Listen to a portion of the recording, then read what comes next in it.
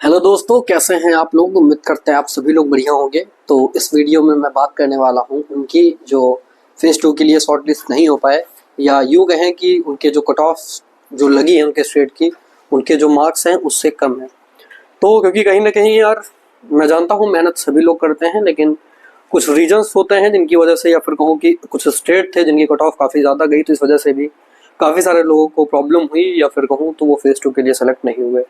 तो उनको इस टाइम पे क्या करना चाहिए। देखो, काफ़ी सारे लोग वो हैं जिनकी अभी एज है, और काफ़ी सारे लोग वो हैं जिनका ये लास्ट अटेम्प्ट था, और फिर भी उनका सिलेक्शन, मतलब इसमें जो फेज 2 का रिजल्ट, मतलब फेज 1 का जो रिजल्ट आया, इसमें वो सेलेक्ट नहीं हुए फेज 2 के लिए।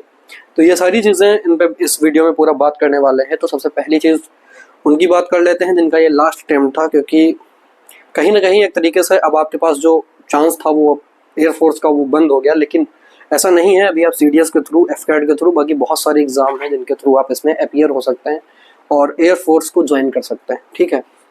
और सबसे पहली चीज़ देखो, जब स्टार्टिंग होती है वो एयरफोर्स, जब कोई लड़का 12 से निकलता है, तब अगर किसी चीज़ का फॉर्म मतलब पेपर देता है, तो या तो एनडीए होता है या फिर एयरफोर्स। जेई मेंस के लिए काफ़ी सारे लोग जाते हैं, तो उनकी मैं बात नहीं करूँगा, लेकिन डिफेंस की अगर मैं बात करूँ तो फिर लोग अधिकतर इन्हीं की तैयारी करते हैं। अगर पढ़ने में बहुत अच्छा है तो सीधी बात है, एयरफोर्स जरूर देगा, एनडीए जरूर देगा। हाँ, अच्छा है, और लेकिन साथ में अगर उसे आर्मी की भी तैयारी, गांव स्टेटेड अगर रहा है, तो फिर वो आर्मी की तरफ भी जाना पसंद करता है। तो ये सारी चीज़ें हैं। बाकी अगर आपका लास्ट टाइम था यार, देखो इसमें मैं जानता हूँ, मेरी बातें यार क्या ही बताऊँ आपको, क्योंकि जब प्रॉब्लम आती है तो आप समझ सकते हैं कि आपने मेहनत की होगी, लेकिन कहीं ना कहीं कुछ ना कुछ कमी रह गई, जिस वजह से फाइनल सिलेक्शन नहीं हुआ। तो कोई बात नहीं यार, अभी प्रिपरेशन कंटिन्यू रखना, क्योंकि जो मेन चीज़ होती है ना, आपका बेसिक बेसिक कहीं ना कहीं आपका एयरफोर्स तैयार हो चुका है जब आपने इसकी तैयारी की है। तो बेसिक अब आपको पता है। अगर आप नेक्स्ट किसी एग्जाम की तैयारी करेंगे तो उसके लिए अब आपको ज़्यादा चीज़ों पर फोकस, मतलब आपको बेसिक पे ज़्यादा ध्यान नहीं देना पड़ेगा, क्योंकि मैंने ऑलरेडी एनडीए की थी, तो उसके बाद का मैं अपना एक्सपीरियंस बता रहा हूँ। ठीक है। एनडीए में जैसा मेरा नहीं हुआ था, लेकिन मेरा एयरफोर्स में हो गया था। तो देखो, बेसिक वहीं पर क्लियर हो जाता है, एक रोड मैप मिल जाता है कैसे तैयारी करनी है, कैसे क्या। देखिए, अगर आप एयरफोर्स के बाद कहीं मूव कर सकते हैं तो सबसे अच्छा आपके लिए एसएससी रहेगा, क्योंकि आपने कहीं ना कहीं एसी इंग्लिश जो है, इंग्लिश का बेसिक वहाँ पर रखा है, और आपके लिए इंग्लिश ज़्यादा बेटर रहेगा। और एसएससी के साथ साथ सीडीएस वगैरह भी आप दे सकते हैं। लेकिन हाँ, ये है कि इसमें एक एज होती है, एज क्राइटेरिया, उसको आपको पहले क्रॉस करना पड़ेगा, उसके बाद आप एसएससी की तैयारी कर सकते हैं। लेकिन साथ में ही अगर मैं अभी के लिए आपके बताऊं, आपके बहुत सारे स्टेट एग्जाम्स होते थे, तो आप उनको दे सकते हैं, और उनके तरफ भी जा सकते हैं, कि काफ़ी सारी चीज़ें हैं जो आपको वहाँ से सीखने को मिलेंगी। बाकी यार, ये तो उनकी बात हो गई जिनका अटेम्प्ट नहीं बचा है। ठीक है। लेकिन अभी उनकी बात कर लेते हैं जिनका भी अटेम्प्ट बचे हुए हैं, क्योंकि सीधी सी बात है, जिनका अटेम्प्ट बचा हुआ है, तो अभी आपने पहला एक तरीके से मेरे हिसाब से ज़्यादा तो नहीं दिए होंगे, लेकिन अगर आपका एक भी अटेम्प्ट है तो आपके लिए बहुत अच्छा है, क्योंकि कंपटीशन सच बताऊं, अगर सबसे कम कहीं है तो वो एयरफोर्स में था। लेकिन हाँ, सॉरी, इससे भी कम अगर कहीं था तो नेवी में था। ठीक है। लेकिन जो एक सच्चाई है वो ये भी है कि स्टेट वाइज कट ऑफ आने की वजह से कुछ स्टेट है जिनकी कट ऑफ बहुत ज़्यादा जाने लगी है, और बाकी काफ़ी सारे ऐसे भी स्टेट हैं उनकी कट ऑफ बहुत कम हो गई। यानी अगर आप 12th के बाद थोड़ी बहुत तैयारी करके भी पेपर देते हैं तो आपके सिलेक्शन पाने के जो चांसेस हैं बहुत ज़्यादा हो जाते हैं एयरफोर्स में, स्टेट वाइज कट ऑफ आने के बाद। ठीक है। पहले क्योंकि उन स्टेट में जिस तरीके से उनका एजुकेशनल बैकग्राउंड था, उनकी वजह से उनको वहाँ टफ रहता था।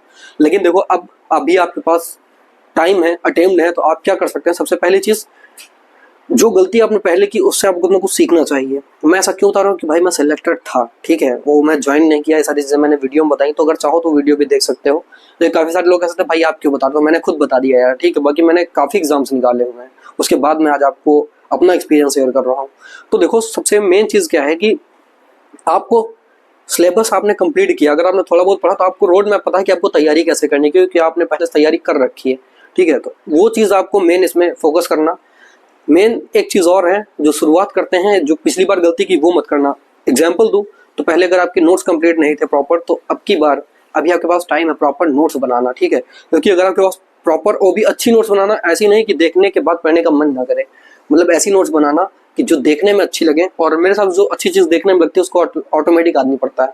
तो अच्छी सी नोट्स बनाना, क्योंकि नोट्स प्रॉपर रहेंगे, सिलेबस कंटिन्यू आपके पास लिखा रहेगा, सारी चीज़ें इसी। अगर मैं बताऊँ, मैं ऐसा नहीं कहता, अगर आप चाहें तो ऑफिशियल साइट पे जाकर सिलेबस नोट कर सकते हैं। सबसे पहले सिलेबस जानो, उसके बाद फिर उसकी तैयारी शुरू करो, यानी एक कॉपी बनाओ, प्रॉपर पूरे कॉपी में अच्छे से नोट्स बनाओ। ठीक है। ये तरीका मेन सही जो होता है।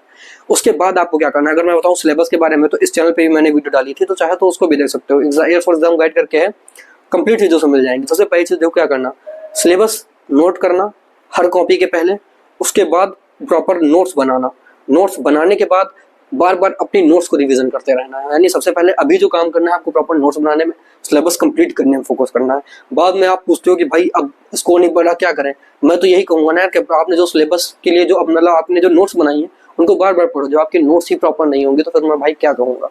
ठीक है, तो सबसे पहली चीज़ अभी टाइम है, नोट्स बना लो। उसके बाद मैं टाइम टाइम पे बताता रहूँगा आपको क्या करना है। अभी मैं नोट्स पे फोकस करो। 50 अभी मॉक टेस्ट के चक्कर में मत पड़ना, ठीक है, कि 50% सिलेबस खत्म करना उसके बाद मॉक टेस्ट वगैरह देना है, लेकिन अभी उनको देने की कोई भी ज़रूरत नहीं है। ठीक है, तो ये सारी चीज़ें थी दोनों लोगों के लिए भाई, मैंने बता दी कि अगर आप नहीं हुआ है तो आपको क्या करना चाहिए। बाकी कट ऑफ से मतलब जैसा भी है, अगर अटेम्प्ट नहीं बचे उनके लिए क्या है, और अटेम्प्ट है तो क्या करना चाहिए। जो लोग फ्रेशर हैं एक चीज़ जरूर याद रखना, अगर सबसे मेन चीज़ कोई होती है वो होती है आपका सिलेबस कंप्लीट होना चाहिए। स्टार्टिंग में नोट्स प्रॉपर आप भी बनाना और सिलेबस केवल कंप्लीट करना।